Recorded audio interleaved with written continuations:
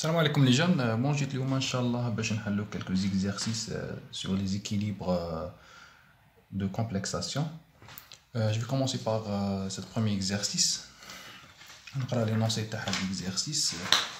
À 10 ml d'une solution de fluorure de sodium NaF de concentration 0,2 mol par litre, on ajoute 10 ml d'une solution de sulfate de cérium Ce2SO4 de concentration 0,1 mol par litre. La question: déterminer les concentrations de cérium Ce3+, F- et complexe de cérium CeF2+, dans la solution obtenue. Donc, نكتب l'énoncé schéma. On a mélangé une solution de fluorure de sodium NaF de concentration C1 égale 0,2 mol par litre. Le volume V1 de cette solution c'est 10 ml avec une solution de sulfate de cérium Ce2SO4 3 fois. La concentration de la solution C2 égale 0,1 mol par litre et le volume de cette solution V2 égale 10 ml.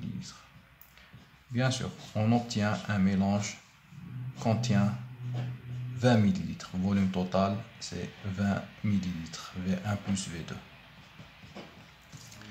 La question: déterminer les concentrations. قاعد يقول لك déterminer les concentrations. هنايا سهلها لك.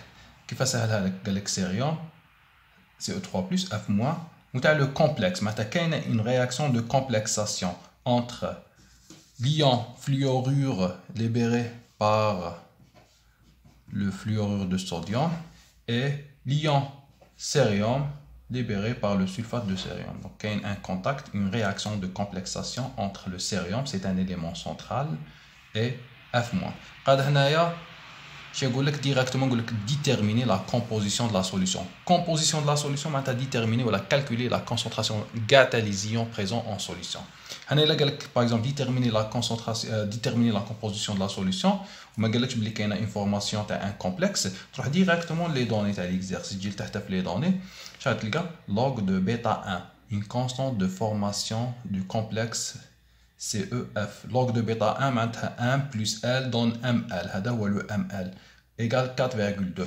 معناتها كاينه une réaction de complexation entre Ce3+ plus F- donne هذه عندها constante bêta 1 dans le complexe CEF2+. C'est une réaction de complexation. Bien sûr, bêta 1 égale 10 puissance 4,1. Avec bêta égale 4,1, log de bêta 4,1. Maintenant, la réaction de complexation, elle est totale. Réaction totale. La question: déterminer la composition. Bien sûr, tu as le cérium, tu as l'ion fluorure et tu as le complexe. Mais avant de déterminer la composition à l'équilibre, on va déterminer la concentration des espèces à T0, le moment de l'ajout de la solution.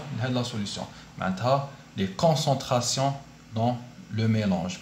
20 ml, 0,2 à 10, 0,1 à 10, on a la nouvelle valeur de concentration des ions libérés par les espèces, 20 ml. Directement, je vais pour NaF, les réactions, on va libérer Na plus F-. À T0, C1 prime, 0, 0, 0, C1 prime plus C1 prime, avec C1 prime, il y a la nouvelle valeur de concentration, égale C1 V1 sur V total. Oui, égale C1 c'est 0,2 fois 10 V1 sur V total sur 20. Et C1 égale 0,1 mol par litre.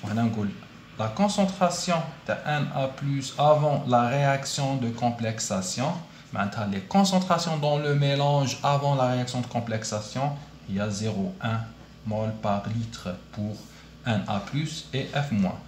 Le même travail pour les ions, pour l'ion cérium et l'ion sulfate. La réaction. La réaction de dissociation d'ion sulfate ou sulfate de cérium, on a 3 fois, va libérer 2 ions cérium plus 3 ions sulfate. À T0, c'est 2 prime 0, 0. À l'équilibre, totalement dissocié, bien sûr, c'est un sel totalement dissocié. On a 2 C2 prime, on a 3 C2 prime. Avec C2 prime, c'est C2 V2 sur V total, la concentration dans le mélange. C2, il y a 0,1 fois 10 sur 20 égale 0,05 mol par litre. Donc pour le cérium, c'est 2 C2' à cérium 3 plus, c'est 2 C2' à 0,1 mol par litre. Et pour l'ion sulfate, c'est 3 fois C2', 3 fois 0,05, ça fait 0,15 molaire.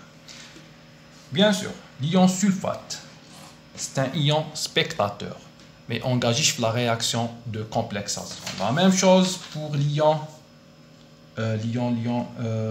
Na+, c'est un ion spectateur, mais engagé dans la réaction de complexation. Ce qui est engagé dans la réaction de complexation, c'est le F-, c'est E3+. Maintenant, les concentrations finales, tu as le Na+, la concentration finale de Na+, c'est 0,1, engagé dans la réaction. Et la concentration finale de SO4 de moins, de sulfate, c'est 0,15.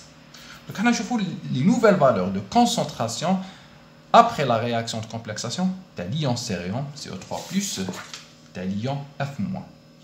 Je vais faire un tableau d'avancement. On dit une réaction entre l'ion cérium plus F-, réaction de complexation, réaction totale, on forme le complexe cérium. À T0, pour la réaction, on dit 0,1 pour le cérium, on dit 0,1 pour l'ion fluorure, 0 pour le complexe, avant la complexation. À T final, ou la T équilibre, on a bêta 1, on a bêta 1 égale 10 puissance 4,1, c'est une réaction totale, parce que la concentration est supérieure à la 10 puissance 4. On a une concentration 0,101, on a d'habitude 0, ça on epsilon. C'est une concentration très faible. On a 0,1. On a la concentration, à la place de 0,0, c'est déterminé parce que la question de l'exercice est déterminer les concentrations de l'espèce ou de l'espèce à l'équilibre. On a epsilon à calculer, une valeur à calculer. Qui va faire la valeur d'epsilon, les 3 0, bien sûr. La constante d'équilibre, à l'équilibre, le bêta 1, c'est le rapport complexe, concentration de complexe sur le produit concentration cérium, voilà, concentration de F-, égale 0,1 sur epsilon au carré.